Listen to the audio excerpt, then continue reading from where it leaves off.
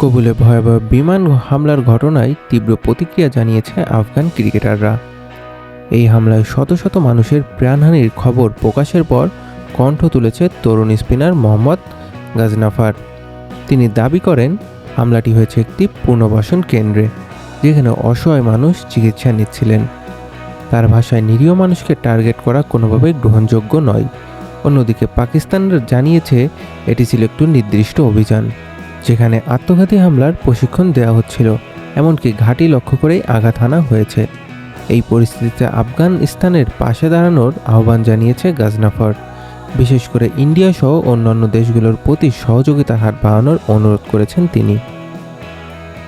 এই ঘটনায় গভীর শোক প্রকাশ করেছেন বিশ্বসেরা স্পিনার রাশিদ খান। তিনি বেসামরিক স্থাপনায় হামলাকে যুদ্ধাপরাধ শামিল বলে উল্লেখ করেছেন। একই সঙ্গে অধিনায়ক মোহাম্মদ নাবিও এই হামলার বিধ্বংসী বলে আখ্যা দিয়েছেন। বর্তমান বিশ্ব পরিস্থিতিতে এমন সংঘাত যে সাধারণ মানুষের জন্য ভয়াবহ পরিণতি ডেকে আনছে, সেই বার্তায় তুলে ধরেছে আফগান ক্রিকেটাররা। অন্যদিকে পাকিস্তানের বিপক্ষে সিরিজ শেষ করার পর বাংলাদেশের দারুণ পারফরমেন্সের ফল মিলেছে র্যাঙ্কিংয়েও।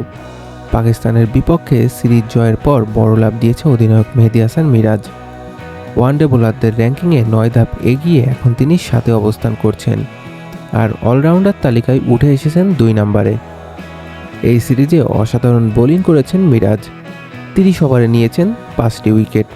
অন্যদিকে ব্যাট হাতে ঝড় তোলে তানজিদ হাসান তামিম, 31 ধাপ এগিয়ে এখন 55 নম্বরে। এছাড়া নাহিদ রানাও বড় লাভ দিয়ে পৌঁছে গেছেন 98 নম্বরে। বোলিং বিভাগে উন্নতি করেছেন তাসকিন আহমেদ ও মোস্তাফিজুর রহমানও। ব্যাটিংয়ে বাংলাদেশের সেরা অবস্থানে আছে তৌহিদ হৃদয়, তিনি এখন 32 নম্বরে।